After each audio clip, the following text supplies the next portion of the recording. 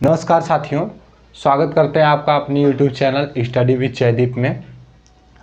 साथियों, आज हम लोग जो है पॉलिटी में इन भारतीय संविधान के कुछ छोटे छोटे शब्दों पे चर्चा करने वाले हैं। ठीक है, कुछ छोटे छोटे शब्दों पे चर्चा करने वाले हैं, जैसे क्या लोकतंत्र, राजतंत्र, धर्मतंत्र क्या होता है और शासन के अंग क्या होते हैं। तो इन छोटे छोटे टॉपिक्स पे बात करने वाले हैं आज हम। तो यदि आपने अभी तक इस चैनल को सब्सक्राइब नहीं किया है और तो जल्दी से जल्दी आप इसे सब्सक्राइब कर लें और इस वीडियो को ज़्यादा से ज़्यादा शेयर करें, क्योंकि इस चैनल का माध्यम सिर्फ एक ही है कि देश को क्या किया जाए, शिक्षित किया जाए। मतलब जनता को क्या किया जाए, शिक्षित किया जाए। यदि वो शिक्षित नहीं है तो उनके तक आपका काम है कि आप इस वीडियो को ज़्यादा से ज़्यादा लोगों तक क्या करेंगे, पहुंचाने का प्रयास करेंगे। ठीक है, चलिए क्या है, हम लोग बात करते हैं लोकतंत्र क्या है।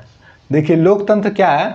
लोकतंत्र मतलब क्या है कि जनता का तंत्र, मतलब जनता का शासन, एक तरह से समझ सकते हैं।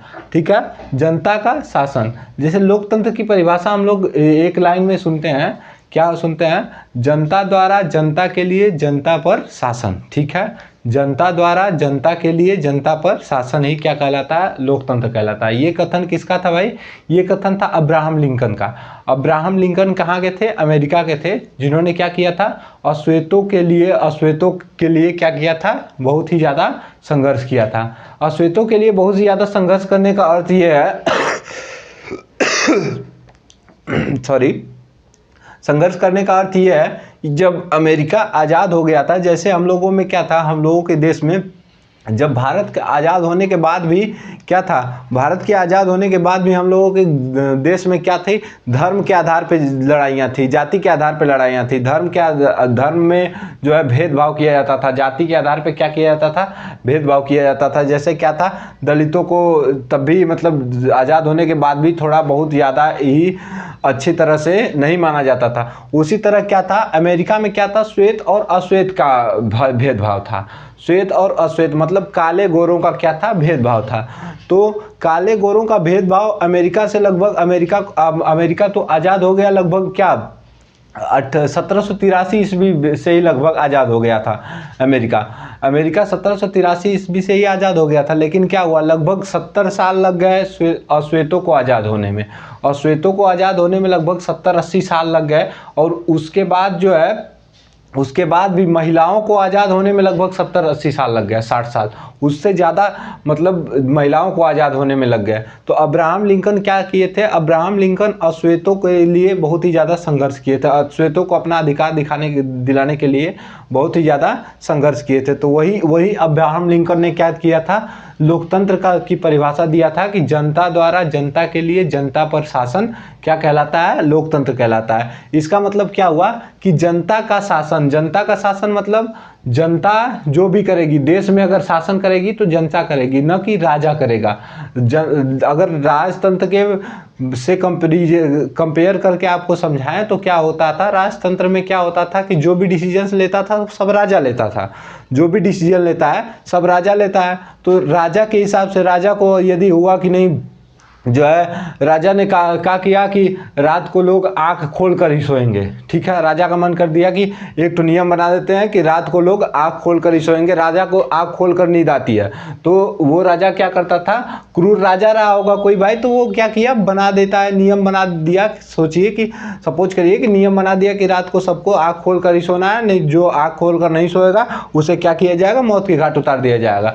तो वो क्या करेगी, जनता क्या करेगी, कोशिश करेगी कि नहीं क्या करे, आँख खोल कर ही सोए। ठीक है, अब ये तो मान लीजिए संभव नहीं है कि आँख खोलकर सब लोग नहीं सो सकते, तो ये संभव तो नहीं है, लेकिन क्या करेगी, कोशिश करेगी जनता की आँख खोल कर ही सोए। क्योंकि क्या था, डर था, राजतंत्र में राजा का डर था, अगर नहीं खोल के सोया जाए तो क्या करेगी, मतलब राजा क्या करेगा, मार देगा उसको, जो अगर उसके नियम का उल्लंघन करेगा तो इस तरह से लोकतंत्र में देखा जाए तो लोकतंत्र में ऐसा कुछ नहीं है, जो कुछ भी है वो जनता है। ठीक है, जनता ज़्यादा से ज़्यादा संख्या में जिस नियम के ऊपर क्या करेगी, प्रभाव डालेगी वही नियम क्या होगा, उससे जनता से ही प्रभावित होगा। लोकतंत्र में ऐसा है। लोकतंत्र मतलब जैसे क्या करते हैं, आप अपने राज्यों से, आप अपने क्षेत्र से क्या करते हैं, एक सांसद चुन के भेजते हैं।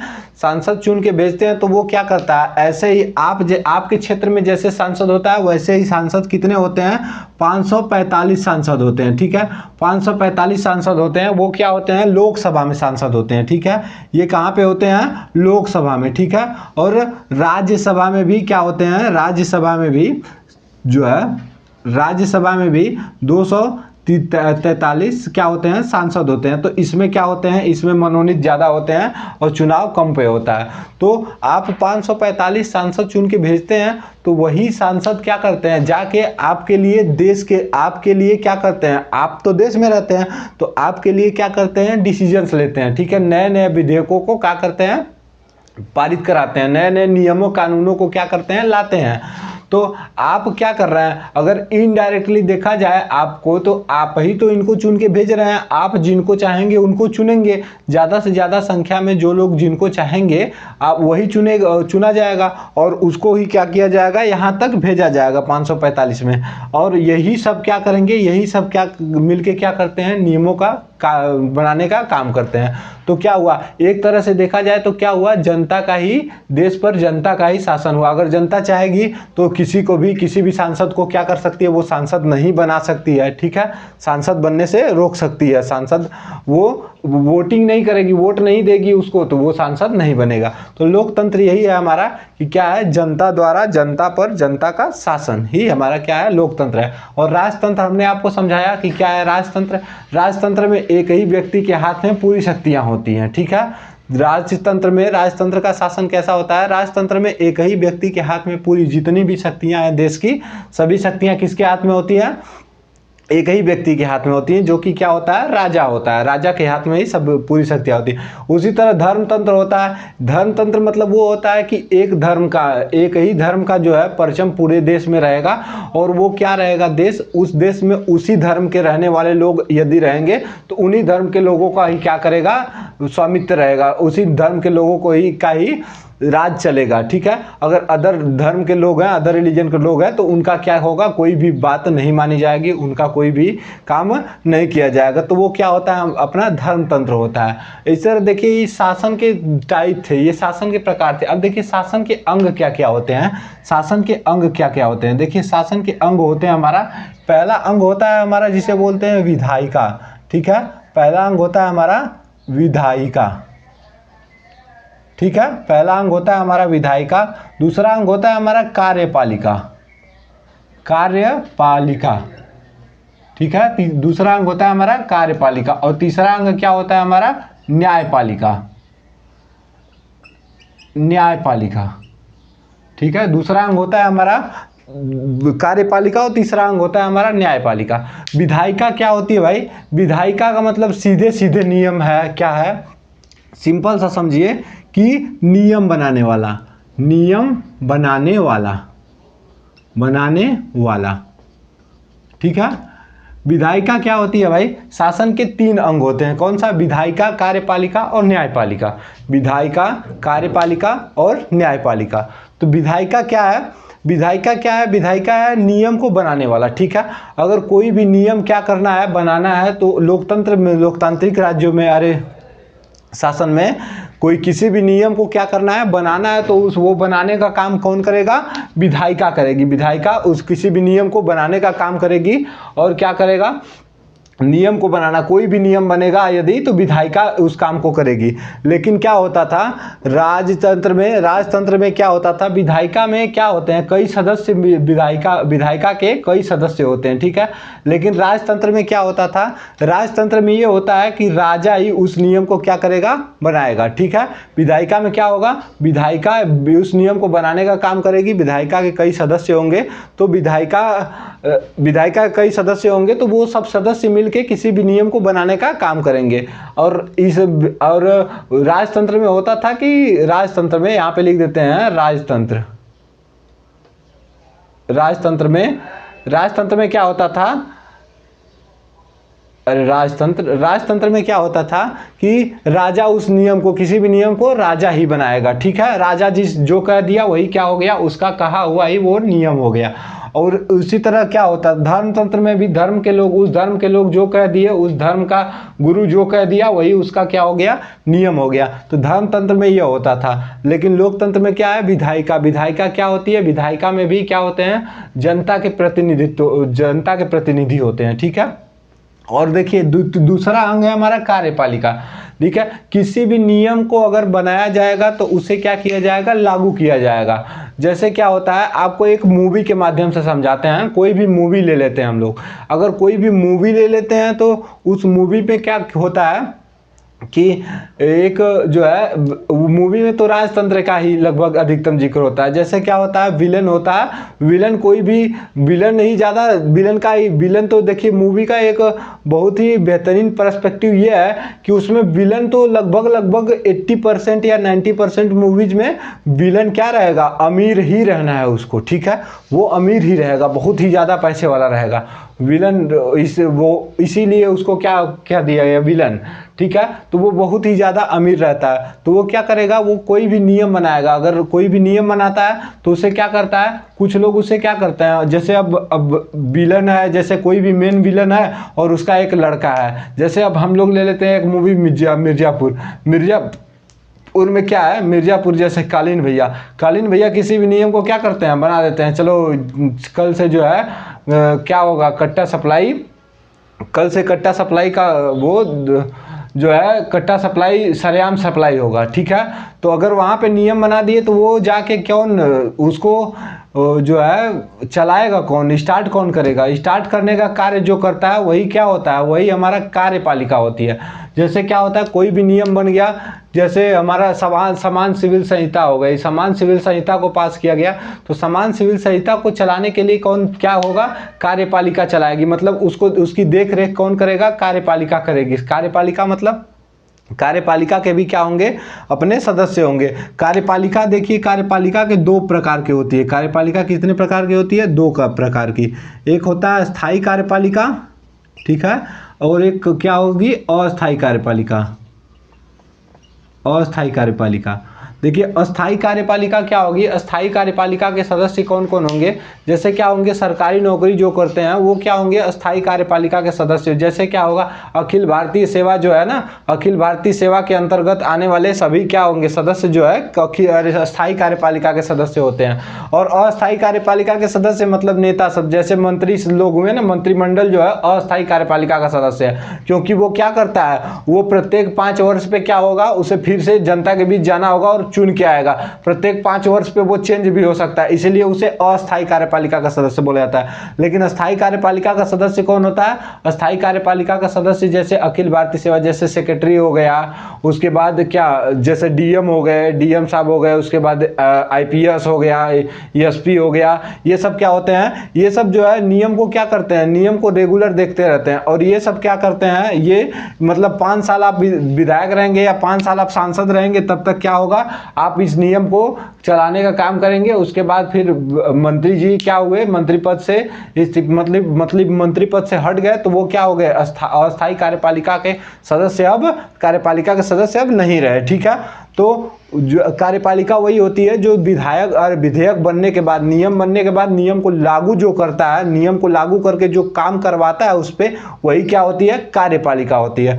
और देखिए तीसरा अंग देखते हैं हम लोग, न्यायपालिका। न्यायपालिका क्या होता है, न्यायपालिका हमारे होती है, जैसे हमारे देश में ना, हमारे भारत देश में एक बहुत ही बेकार वो है, क्या परंपरा चलती आ रही है बहुत दिनों से, कि लोग अगर जिन लोगों को अगर किसी भी विधेयक से, किसी भी नियम से प्रॉब्लम है, तो वो उसके अपोजिट सोचना चाहेंगे कि मतलब इस विधेयक से मतलब कोई भी कानून बन गया कि नहीं, जो है कोई भी कानून बन गया, जैसे समान सिविल संहिता हो गई, तो समान सिविल संहिता हो गई, तो अब जैसे कुछ मतलब मुस्लिमों में तलाक, समान सिविल संहिता का मतलब हमने आपको समझा दिया था कि समान सिविल संहिता क्या होती है।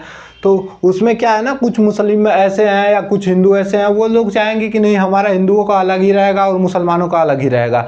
जैसे हिंदुओं में जैसे होता था वैसे रहेगा और मुसलमानों में जैसे होता था वैसे रहेगा तलाक का मैटर। लेकिन क्या होता है कि यदि आप समान सिविल संहिता का जो है प्रयोग नहीं करेंगे, आप उसका क्या करेंगे, उल्लंघन करेंगे, उस नियम का उल्लंघन करेंगे, तो उसके लिए क्या है, उसके लिए न्यायपालिका बनाई गई है। न्यायपालिका क्या करेगी, उसके लिए न्याय करेगी। ठीक है, बहुत लोग होते हैं क्या करते हैं, वो अपना वो जो है इस नियम के खिलाफ, विधेयक के खिलाफ क्या करते हैं, वो लेके चले जाते हैं, विधेयक के खिलाफ कोई भी केस लेके चले जाते हैं। तो केस लेके जाने का काम जो अगर कोई करता है तो वो उससे कौन सुलझाएगा, न्यायपालिका सुलझाएगी। ठीक है, अब जैसे कोई हुआ मुसलमान है, अब वो कहने लगा कि नहीं हमारे में तो तलाक का मैटर ये रहेगा, हम 3 बार तलाक तलाक तलाक बोल दिए तो तुरंत हमारा तलाक हो जाना चाहिए। तब तक जाके न्यायपालिका में जाएगा, न्यायपालिका सुप्रीम कोर्ट जाएगा, सुप्रीम कोर्ट उसको एक पड़ाका देगा, दबा के एकदम छपाक से देगा। उसके बाद कहेगा कि नहीं, समान सिविल संहिता नियम पास हुआ है, कहाँ से, संसद ने उसको क्या किया है, पास किया है, वो नियम पास हुआ है, संविधान में संशोधन किया गया है। ठीक है, तो इतना भारी काम हो गया और तुम्हारे लिए क्या किया जाए कि वो नियम हटा दिया जाए। और ऐसा नहीं है, अगर बहुमत है तभी नियम वो पास हुआ है, बिना बहुमत का नियम पास नहीं होता। मतलब देश के ज़्यादा लोग चाहते हैं कि तलाक का मैटर ऐसे ही रहे, इसलिए क्या करेगा वो, क्या न्यायपालिका उस पर डिसीजन लेगी। न्यायपालिका डिसीजन लेने का काम करती है, बस न्याय सुनाने का काम करती है। ठीक है, न्यायपालिका का काम है बस न्याय करना। ठीक है, न्याय करना। अब जैसे कोई भी विधेयक बनता है तो उसके लिए क्या करना, न्याय करना ही न्यायपालिका का काम होता है। अब मतलब अपोजिट जाने वाले तो देश में बहुत सारे लोग हैं, तो उन्हीं अपोजिट जाने वालों से क्या करना, देश को सुरक्षित रखना ही न्यायपालिका का काम होता है। अब देखिए, अगर राजतंत्र की बात की जाए तो राजतंत्र में ये तीनों शक्तियाँ किसको होती हैं, ये तीनों शक्तियाँ राजा को ही होती हैं। ठीक है, राजतंत्र में बात की जाए तो ये तीनों शक्तियाँ राजा को दी जाती हैं। तो जैसे क्या होता है, राजा ही नियम पास करेगा, राजा ही उसे लागू करवाएगा, और राजा ही क्या करेगा, उसे लागू करवाएगा, और राजा ही क्या करेगा, उसके खिलाफ, उसके अगर खिलाफ कोई जाएगा तो उसके खिलाफ न्याय भी कौन करेगा, राजा ही करेगा। अगर राजा चाहेगा, राजा का आदमी रहेगा, जैसे कोई भी नियम पास हुआ, कोई भी बात मानने की बात हुई, जैसे कोई भी अगर राजा कह दिया कि नहीं जो कर नहीं देगा उसे क्या किया जाएगा, जो टैक्स नहीं देगा उसे जान से मार दिया जाएगा। अगर आपने क्या किया, उस नियम को लागू भी कर देगा कौन, राजा ही लागू कर देगा।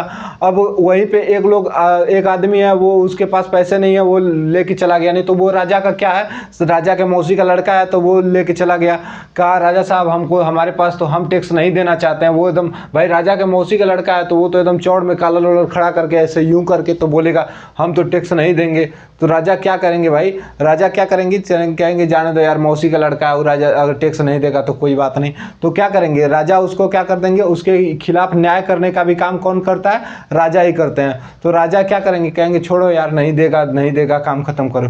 तो वो उसके खिलाफ विपरीत न्याय दे सकते हैं। लेकिन यहाँ पे लोकतंत्र में क्या होता है, लोकतंत्र में विपरीत न्याय देने की, अब वो विपरीत न्याय नहीं दे सकते। न्यायपालिका भी बहुत सोच समझ के काम करती है। सबसे शक्तिशाली, देश में सबसे शक्तिशाली अगर कोई शासन का कोई अंग है तो वो कौन है, न्यायपालिका है। ठीक है दोस्तों, तो इस वीडियो में हम लोगों ने इतने शब्दों पर चर्चा की।